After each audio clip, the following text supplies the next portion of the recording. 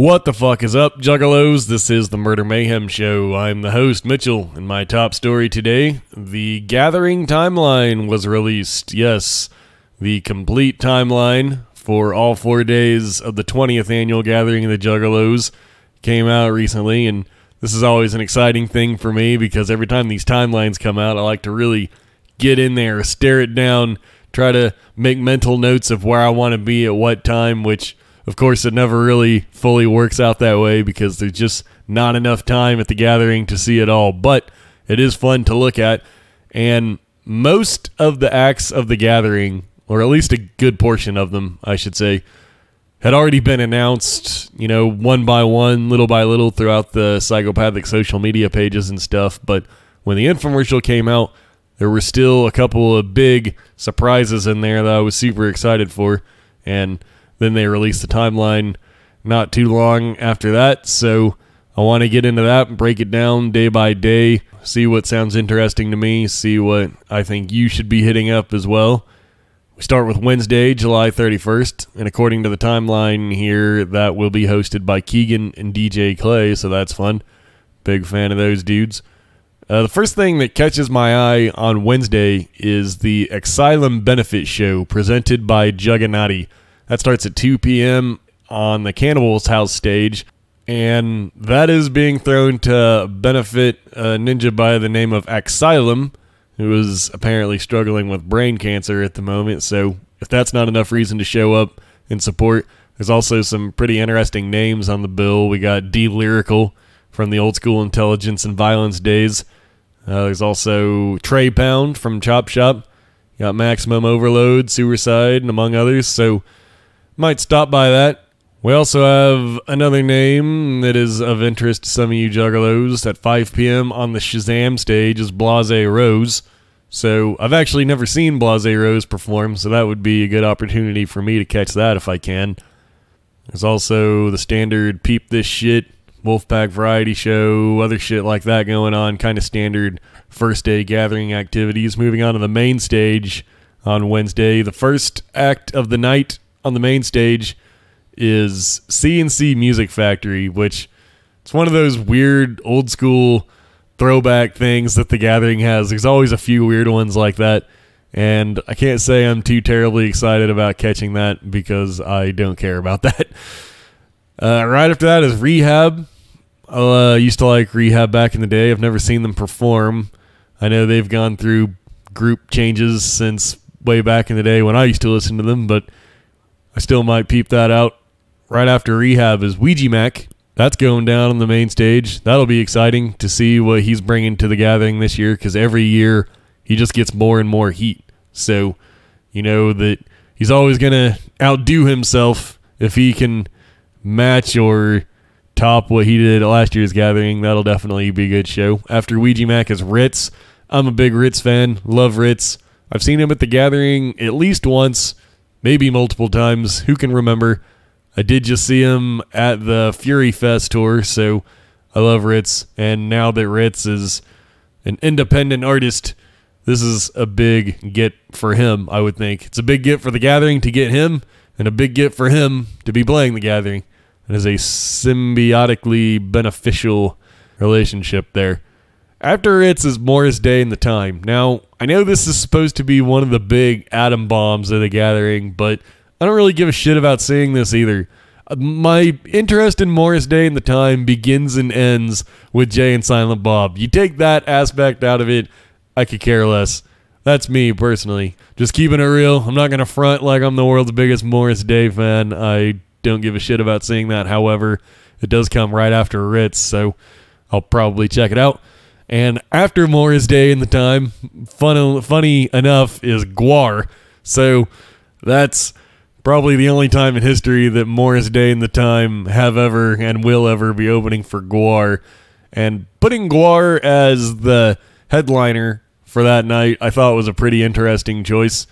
I think they can definitely live up to it. It's a very theatrical show. I've only seen Guar one time personally, and that was at last year's Gathering, and they killed it. So I definitely want to see that.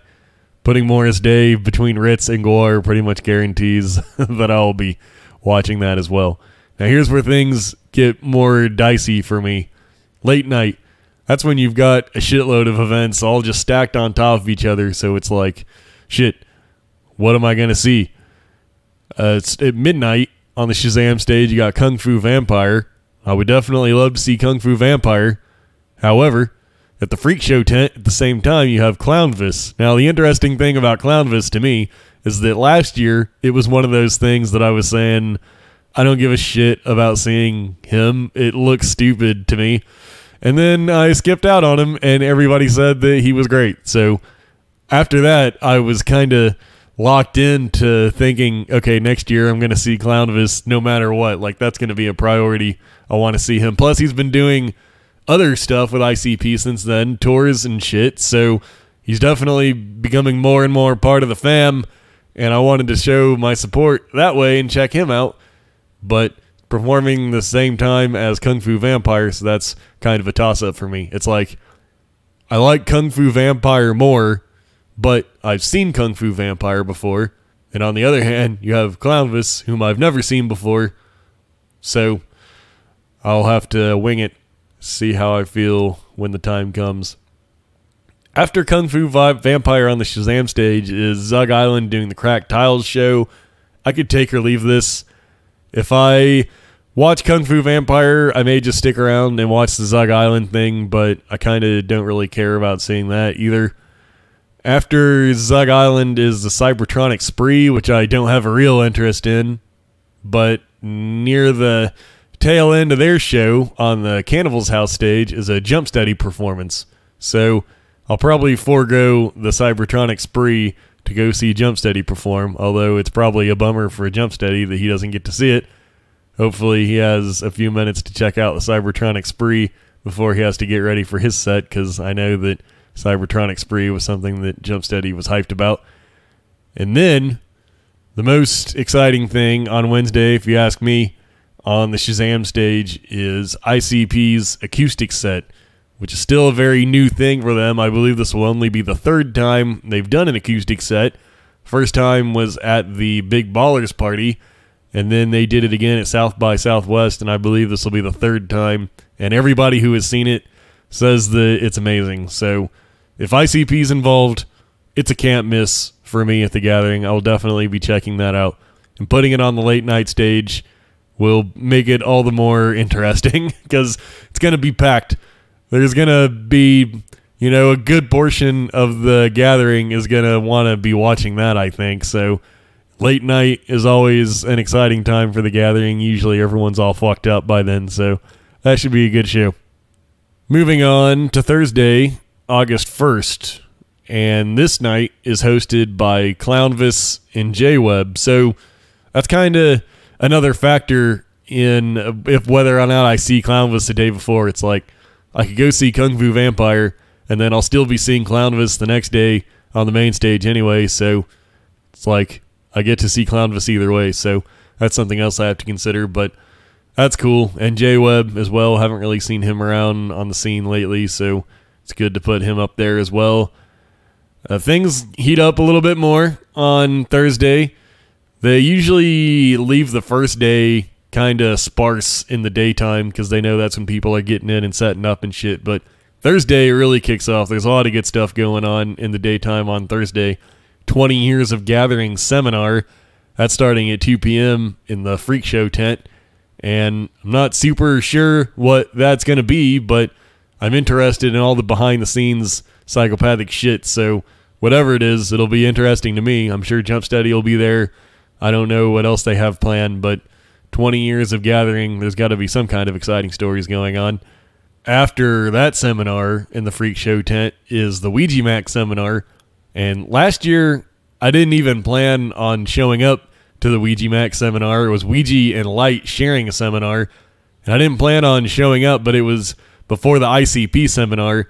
And I think the Ouija and Light seminar got off to a late start, or ICP was late or something. Whatever reason, by the time I showed up there to see the ICP seminar, the Ouija and Light seminar was still going on. And it was super duper entertaining. It was so entertaining that now it's like on my list. This year it's like Ouija Mac seminar, that's a can't miss now, because he was super entertaining at last year's seminar. I would definitely love to check that out. And then after the Ouija Max seminar, let's see here. We got ABK is next up in the seminar tent. So I'm thinking for me, I'm just going to keep it parked at the seminar tent that day. I wouldn't mind catching all three of those, but there's no telling. We got some other interesting stuff happening at that time as well. Twisted Insane is playing on the Shazam stage at 5 p.m. Looks like we got Isham and Randy from the Trailer Park Boys doing autographs in the autograph tent. So there's some options for you. Reno Riders Fowlerama tournament. I don't usually participate in a lot of the games and contests and stuff, so if you're one of those people that do, then that's probably a good one to check out. 6 p.m. main stage Thursday. Demo jams. It just says demo jams on the timeline, so I reckon that's whoever wins the demo jams contest. And I'll be honest, I don't really care about seeing that. I don't even know who it's going to be, or I'm just telling you right now, whoever it is, whatever it is, it's nothing personal. It's just not something I'm super psyched about seeing regardless. After that is Siler, rock band that I don't care about. After that is Token. Token, I've heard, is really good. I know he's got a lot of fans, but I don't really have any thoughts on him, so it's not a must-watch for me. After Token is Butcher Babies, and after Butcher Babies is Suicide Boys. So this is kind of a streak of acts that I don't care about, but after Suicide Boys is Supervillains, and I definitely want to see that, so I figure I'll probably head down to the main stage for Suicide Boys just to check it out, even though I don't have a real interest in their music. I'm sure that it's a very lit show, so I might check that out. Supervillains, like I said, if ICP is involved, it's a must-watch for me. Plus, of course, you got Isham, so I'm curious what they have up their sleeve for that one. Late night. Thursday, midnight, Randy's Cheeseburger Picnic. This is exciting for me because I'm a big Trailer Park Boys fan, so I don't really know what the Cheeseburger Picnic entails, but it would be nice to be able to get to hang out with Randy or whatever the fuck it is, at least tell him what's up, and that I'm a big fan and all that shit. So that's exciting. A little bit later on the Shazam stage, there's DJ Clay doing a late night set. And as much as I would really love to see that, it's happening at the same time as the Bruce Brothers Men in Black seminar. And this is going to be more UFO government conspiracy bullshit. They talk about this on the Juggalo show from time to time, especially when Violent J's on there. When you get Violent J and Jump Steady together talking about this shit, they can go off on it. And honestly, I don't buy into any of that bullshit. I don't like hearing about it necessarily, but as I keep saying, if ICP is involved at the gathering, it's a must-watch for me. I'll definitely show up and hear what they have to say, and I'm not going to bitch about it because if I don't like it, I can just leave. So if I choose to sit there and listen to that, then that's on me. That's my choice. If I choose to see that over DJ Clay, then I have no right to complain. So I'm thinking I'm probably going to check that out, but I'll tell you right now that they're not going to convince me of aliens or any of that kind of shit. After that, I'm thinking ICP home movies. This is starting, it looks like 2:30 in the autograph tent, so that's exciting. These are never before seen or rarely seen home movies from ICP growing up. Funny shit, they've played some things on the Juggalo show before, so for someone like me who is passionately invested in all things psychopathic, that's a rarity that I'm probably not going to want to miss. And that pretty much goes to the end of the night, so that's probably where I'll be at. We also got Shaggy's Juggalo Pajama Jammy Big Ass Bubble Blowout Jam. That's probably exactly what it sounds like. R-rated circus sideshow. That sounds exciting. Quest for Shangri-La tournament. Bizarro World. Max Sabbath playing late at night. Seems a little too silly for my taste, but I'm sure that drunk juggalos will enjoy that one. Friday, August 2nd. Soopa Stage hosts The Rude Boy and DJ Carlito. They always keep the crowd entertained, so that's exciting. Juggalo favorites for sure. What do we got here in the daytime? Isham seminar. Looks like that's going down at about 3:30 p.m. on Friday. That'll be exciting. I don't know that Isham has ever had a seminar before. He might have during the brief window that he was signed to Psychopathic. He probably did, but certainly been a while. And you know Isham's going to have some fucking interesting things to talk about. So I'll probably be checking that out.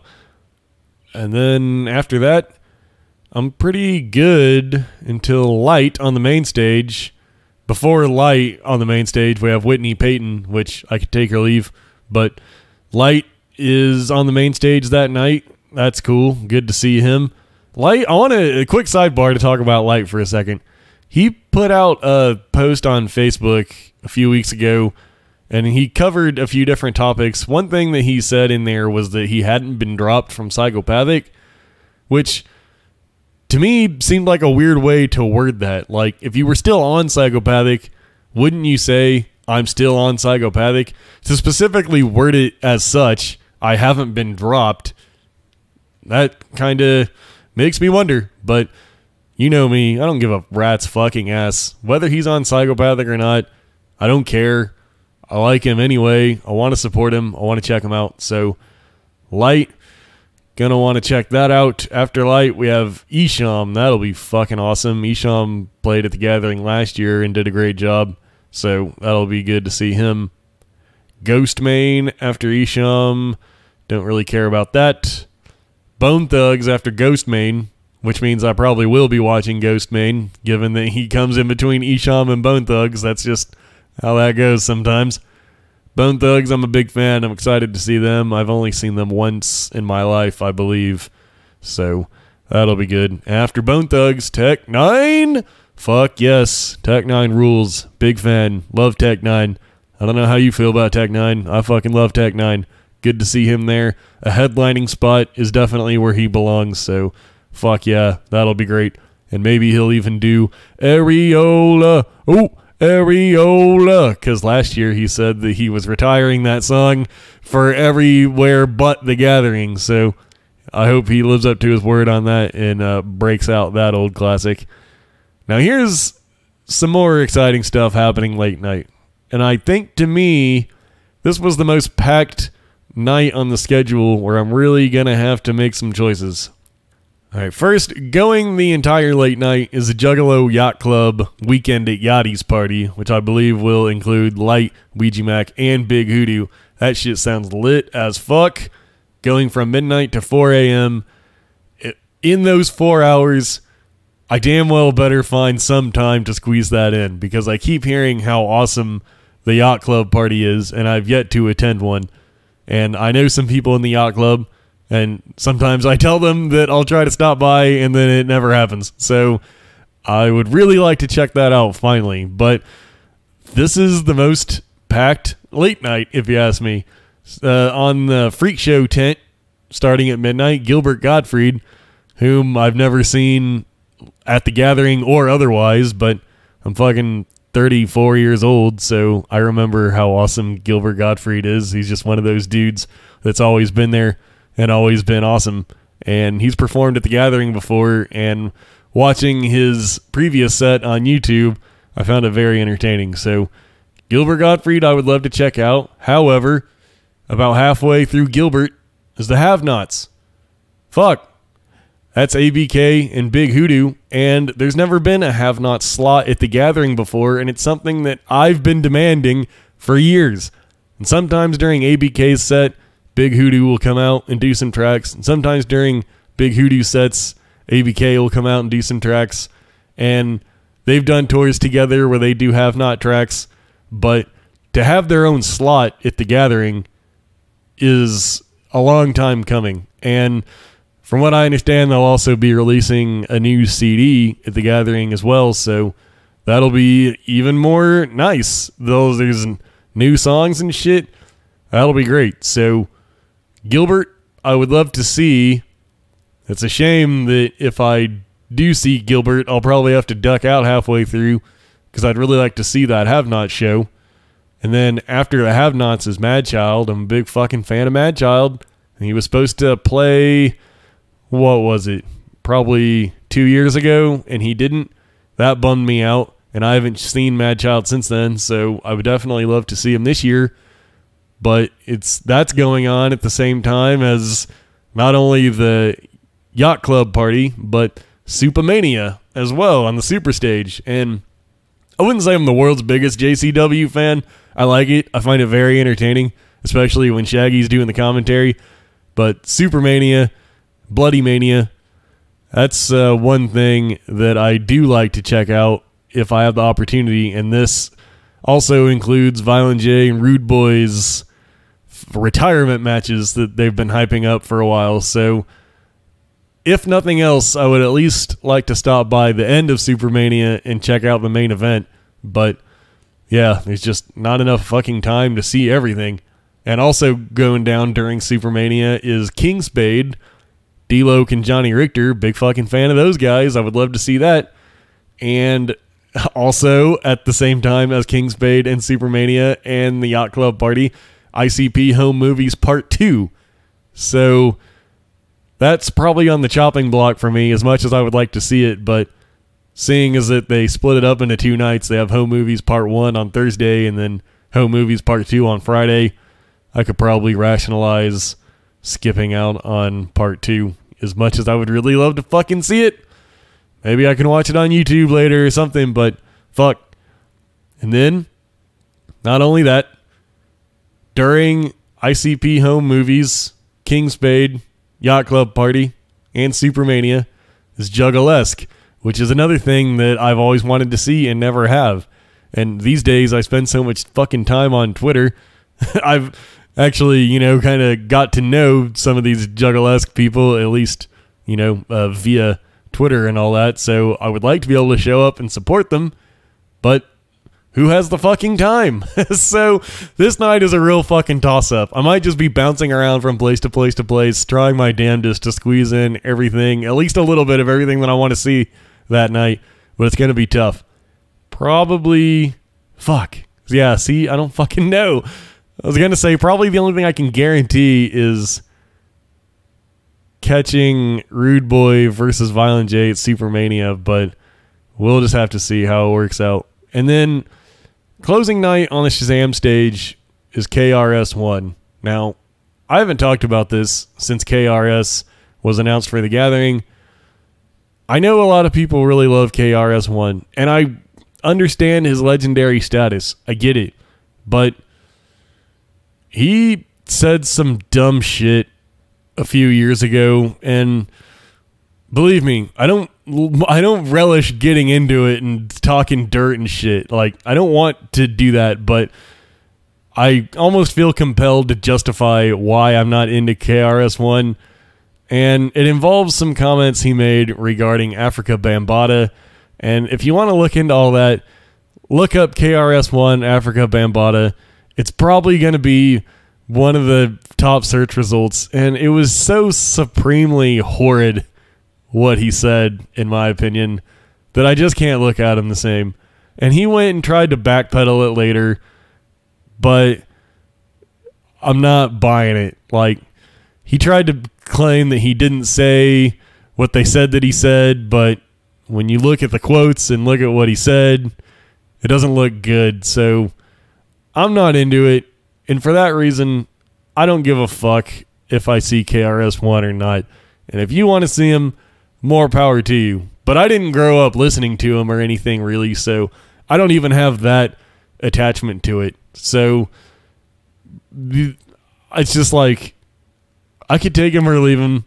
And seeing as that this is such a packed night for me, I think I can personally find something more entertaining for me personally, and I probably will not be watching KRS-One. If you want to watch him, no judgment. God knows many of my heroes throughout my lifetime have said their share of dumb fucking shit. We've all said dumb fucking shit, so I'm not necessarily calling him a bad guy or anything. It's just like, no real interest. Sorry to say. That's me. You do your thing. You want to see KRS-One, I hope that you have a great time. So that's Friday. And then Saturday, closing night, last night, Saturday night, August 3rd, Super Stage hosts Mike Busey and the Busey Beauties and DJ Kuma. that's awesome. Kuma, good man, great beats. I've met him before at gatherings past and seemed like a super nice guy, so that's exciting. But starting out with the daytime, what do we got here? Oh, ICP seminar. Yes, to me, the ICP seminar is almost as important as the ICP show at the end of the gathering. The ICP seminar, of course, where they drop all their big news of the year. Of course, last year's seminar, if you ask me, was a little bit of a bust because it involved a lot of stuff being announced that hasn't come out yet. As far as I know, there's been no developments on most of the stuff. Things like the Looney Goons, haven't heard one word about that since last year. Shaggy Two Dope's book, it's another thing that we haven't heard one word about since last year's gathering.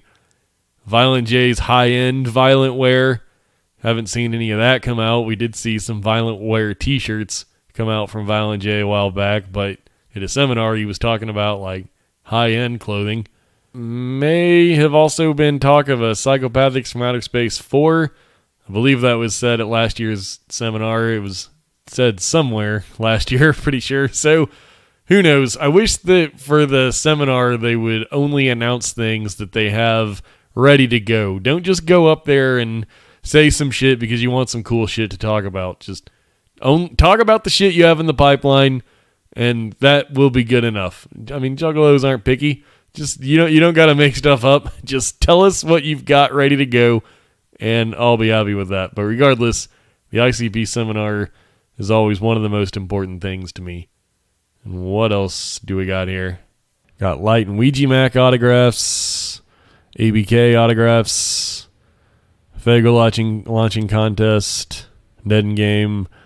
Easy Mac is an interesting thing because I don't know who that is, but I've been told that Easy Mac has declared that he will not actually be at the gathering, so I don't know what the fuck that's about. I can't confirm or deny that. If you're an Easy Mac fan, maybe proceed with caution, because I've heard rumors that he's not actually going to be there. I don't know who he is, so I'm not going to be there anyway. Misery, that's exciting. Misery will be on the Shazam stage at about 4 p.m., so that's cool if you like that throwback style. Ritz autographs. I might actually fucking do the Ritz autographs, and I don't usually do the autographs, but I've never met Ritz, and I've been a big fan since before Strange Music. I always throw that hipster card out there when I talk about Ritz. I was a Ritz fan since before Strange Music, so I don't know. I might actually do autographs for him. It's just that fucking autograph tent takes so long. I haven't done it since my first two gatherings. Like, I did the autograph line thing my first two gatherings, and then after that I just said fuck this, it takes so long. But for Ritz, I might be willing to, especially since it doesn't look like I'll be missing out on too much that I'm particularly excited about that day anyway, so what the fuck else am I going to do? Might check that out. This is a good main stage night. Look, starting out with something called Dropout Kings. Don't know what that is. There's a lot of rock music at the gathering, and people that follow this podcast know that I'm not really a rock fan, but if there's one place where rock and metal music really sounds fucking awesome, it's the gathering. It's loud as shit, gets people hyped, good mosh pits and stuff, so even the rock bands that I don't care about, they're usually mega entertaining to watch at the gathering, so not mad about that at all. Oh, let me go back a little bit. There is the Miss Juggalette pageant happening on Saturday at 5 p.m., which I don't usually watch Miss Juggalette, but I know it's one of the crown jewels in the gathering lineup, so if you're going to check that out, then that's probably fun. Back to main stage. Big Hoodoo going on. That'll be awesome. I'm a big Hoodoo fan. I'm a big fan of Big Hoodoo, but I am also a big Hoodoo fan, so that'll be exciting. 8 p.m. Mushroom Head. Here we go. Speaking of rock music that fucking kicks ass live, I've seen Mushroom Head at the gathering at least once, I think. I don't know. I've seen them open for ICP 3 times now because I saw them at whatever tour that they opened a few years ago, and then I caught 2 dates of the Fury Fest tour, so Mushroom Head puts on a fucking kick-ass, badass, great show, and I will be checking that out on the main stage. After Mushroom Head is ABK. Fuck yeah, love ABK. After ABK, Jedi Mind Tricks. As far as I know, first time performer at the Gathering. Correct me if I'm wrong, but I definitely know that plenty of ninjas are super amped to check that out. Myself included, I wouldn't fucking ignore that. I wouldn't walk away from that. So I'll be checking that out. And then, to me, the most exciting thing, besides ICP, this is my number one thing, number one of this whole gathering, besides ICP. Ghetto Boys. Ghetto fucking Boys. And I feel extra invested because the Ghetto Boys played in the same slot last night right before ICP in 2012. And I would have loved to see them there, but I actually wasn't able to see that gathering to completion. This of the 5 gatherings that I've attended, that's the only one that I actually had to get out of before the last day. So in 2012, I never ended up actually seeing ICP or any of the main stage acts or anything on the last night. So I never thought I'd get to see Ghetto Boys. And now, here we fucking are. I finally have a chance. And if you keep up with this kind of shit, you may know that Bushwick Bill has been in declining health lately. Pancreatic cancer, I believe, as well as recently he has caught a bit of pneumonia as well. So, honestly, it's like, all I'm going to say, as far as that goes, is I'm fucking looking forward to seeing the Ghetto Boys. That's all I'm saying. I'm looking forward to it. So, you can have your own speculations about how that's going to go down, but as far as I'm concerned, I'm looking forward to seeing the Ghetto Boys. That'll be the shit. And then midnight, of course, ICP fucking killing it. And then the last thing is Rude Boy, DJ Carlito's OG Juggalo Jam, which has become kind of the traditional closing of the gathering party. So there you have it. Timeline, start to finish. It's going to be fucking great. I know there was a lot of things I mentioned while we went through it there that I don't care about, but hey, that's not an indictment of the gathering at all. For everything that I don't care about, how much fucking shit was there on there that I don't want to miss? A lot. And that's the whole point, is that there's something for everyone. You know, it's like the stuff I don't care about, someone else is definitely super on fire to see. Like Suicide Boys, I know there's some juggalos out there fucking creaming themselves over that one, as well as Token and things like that. So I'm not insulting it by any means when I say that I don't care about something, because for everything I don't care about, there's dozens of other people that are fucking psyched as shit. And for everything that I'm psyched as shit to see, there's dozens of juggalos that don't give a fuck. So this is kind of the closest you can possibly get to pleasing everyone. Like, I haven't seen anybody dog this lineup, because there's, no matter what your tastes are, no matter what you want to see, whether it's music or otherwise, comedy, whatever, seminars, there's exciting shit for fucking everybody. Like, if you can't find at least a few things in this lineup that don't get you psyched, then you're just being a dick, because God knows there's more than enough to go around. Too much. In fact, I can't fucking see it all, which I find infinitely stressful, but I'll figure it out. I'll pop around from place to place. I'm going to have an awesome time regardless. If nothing else, just hanging with the juggalos is always the shit, so I'm definitely going to have a great time. That is guaranteed.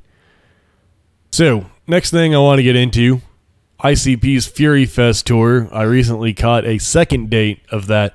I checked it out a few weeks ago in Wichita, did the whole VIP experience. I talked about that here on my podcast. I went and caught it again in Oklahoma City. And my plan when I went and did the VIP in Wichita was always like, I'm going to go see this show and do the VIP and have that whole experience. Then I'm going to go again and actually just watch the whole show proper. Because when you do the VIP, sometimes you miss shit. And as it happened, I missed like half of Ritz in Wichita because I was doing the ICP VIP. So it was definitely a priority to get back out there on Saturday, especially just to see ICP a second time. Like, ultimately, all that other stuff is kind of just a bonus. And as much as I love Ritz, ICP, I could watch ICP perform 100,000 times in a row, never get tired of it, love it. So as long as they're there, I'm always having a great time regardless. However, something that was a little bit of a disappointment was that it was advertised at the start of the tour that Mac Lethal was going to be jumping on halfway through, and that was one of the reasons that I wanted to catch the show again in the back half of the tour, was to see Mac Lethal. I'm a big Mac Lethal fan, and for whatever reason that I still don't know, he never ended up going on the tour. So I don't know what's up with that. I'm not blaming anybody because I have no fucking idea, but it was certainly a letdown. And then on top of that, the other letdown, DJ Paul. What the fuck? He dropped out of the tour. I don't know if he's coming back or not, but you know, you announce this tour at the start with these acts on it, and not to mention Kissing Candace, who I don't even remember if they even made it out on the tour or not, which I don't give a shit about them, but it's just like, how are you going to advertise 7 acts on the lineup and then only 4 of them end up being on it by the time you get to the end of the tour? It's just like, who's dropping the ball on this? I don't know. Seems like somebody dropped the ball on that. But I already saw DJ Paul in Wichita, so it's like I still got to put that feather in my cap at least. Not only that, but I also had the good fortune of getting to meet DJ Paul at that show at his merch booth afterwards. So I definitely scratched that DJ Paul itch, but it's like part of the appeal of going to 2 shows was that I love all these artists and I wanted to see them all twice, or in the case of Mac Lethal, once, and I didn't even get that. So that was kind of a bummer, but be that as it may, Ouija Mac, Mushroom Head, fucking Ritz, Biatch, and ICP killed the shit once again. Seeing Ritz from start to finish without having to leave halfway through for the meet and greet, the ICP meet and greet, was good. I loved it. I'm a big Ritz fan. Love him. But I did have kind of a funny, maybe potentially embarrassing story that I wanted to share and to put myself on blast. But also I think I can defend myself on this, so dig this. After Ouija Mac's set, he went to his merch booth and he announced from the stage, I'm going to be at my merch booth, signing autographs, anything that you buy at the merch booth, I'll sign, take a picture, whatever, all that good stuff. And I love that he does that. That's what you got to do at this stage in your career. Ouija Mac fucking gets it. Brilliant man. He's only going up from here, I tell you. So he was all set to do that shit. And at the Wichita show, I didn't have any money left to buy anything from him, so I was hoping to actually scratch that off my list this time around. I was going to buy some Ouija Mac shit, get his autograph and stuff, so I was psyched for that. Here's what happened. He went to his merch booth, and the line for the merch booth was long as shit. Like, the whole night, it was just long as shit, just like stretching wall to wall. So when Ouija got to the merch booth, which was like a shared space, when I went to Wichita, Ouija, it seemed like he had kind of his own area just because of the way it was laid out, I guess. Like, it seemed like he had kind of his own side area next to the ICP merch, but here it was kind of more combined. So he went to the merch area. Rather than waiting in the line, I just walked right up to Ouija Mac and I said, do you have that 50 Shades of Dead mixtape? And he goes, $20. And I said, all right. And I handed him $20. And then he walked off and came back with a CD. And when he came back, I said, I hope I didn't just cut the line by doing that. And he goes, you did. And I said, oh shit, I feel like a dick. I didn't mean to. And he goes, it's cool. And he gave me a fist bump. And he walked off. And he did sign my shit. He was cool as fuck. So as far as the Ouija Mac portion of the story goes, bottom line takeaway, he was cool as fuck. If he thought I was some kind of a dickhead by walking right up to him instead of waiting in the merch line, then he was cool about it. He wasn't an asshole or anything. So That's pretty much the end of his involvement in this story. But here's my justification for doing that.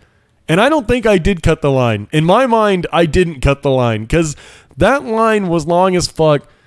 90% with people that wanted to buy ICP merchandise. They were in that line even before Ouija Mac even went to the merch booth. So most of those people were in line to buy Fred Fury shit, whatever. And since I'm not buying Fred Fury shit or ICP shit, I only wanted that Ouija Mac CD, I think it makes the most sense for everybody to form a second line. Because if the people that are getting the Ouija Mac autographs have to wait in the long line with everybody else, that just makes more wasted time for Ouija. I wasn't doing it for my own selfishness. I was doing it for his sake because he's just going to be spending tons of wasted time waiting for that long-ass fucking line to go through, mostly filled with people that aren't buying his shit anyway. So if us, the people buying Ouija merch, have to share the same line as the people buying the ICP merch, then Ouija's just going to be spending time doing nothing, wasted.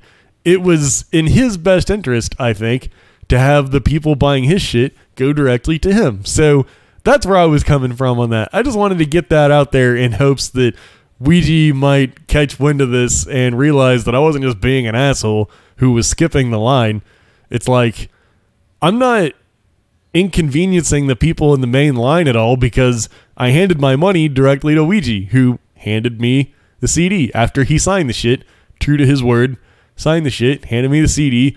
It didn't slow down the main line whatsoever, so it's not like I was cutting them, because it's not like I got up there, went up to Ouija and said, you know, I'll take that mixtape and let me get some of those Fred Fury shirts and a ICP hoodie and shit. It wasn't like that. I wasn't treating him like a merch guy. Not that there's any indignity in being a merch guy, but, you know, if I'm walking straight up to him with a $20 bill in my hand and say, take my money, I think that's fair game. So I just wanted to put that out there.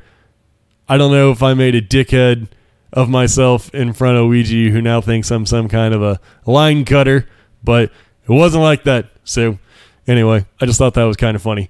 Shout out to Ouija Mac for always being the shit. I've had the fortune of meeting him a couple of times now, and he's always awesome. So love him, and definitely peep out his new Walk to Wasteland shit. It's pretty tight. I dug it. I'll be buying a physical copy myself because I support the shit out of that little weirdo. So on that note, I think that just about wraps this up. You can check out murdermayhemshow.com to see all my everything, past episodes, Twitter, Instagram. I'm on fucking Twitter all the goddamn time. Facebook, of course. YouTube.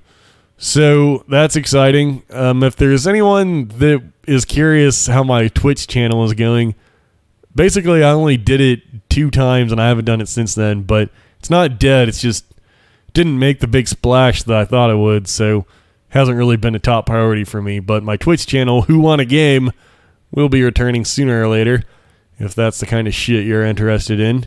I've definitely got exciting Murder Mayhem show shit in the pipeline, so stay tuned. I know that you do. I appreciate it very much. Tell a friend, why don't you? That would help me out. Why don't you spread the links around? If you like the show and you listen to it, you think I'm doing a good job, and a lot of people do because they tell me. I'm not fucking bragging. I'm telling you a true fact. People tell me all the time that my show is great, and if you're one of those people, maybe it would help me out to spread the word a little bit. Tell your friends, tell your Juggalo homies, this is the good shit. So I definitely appreciate all that, and until next time,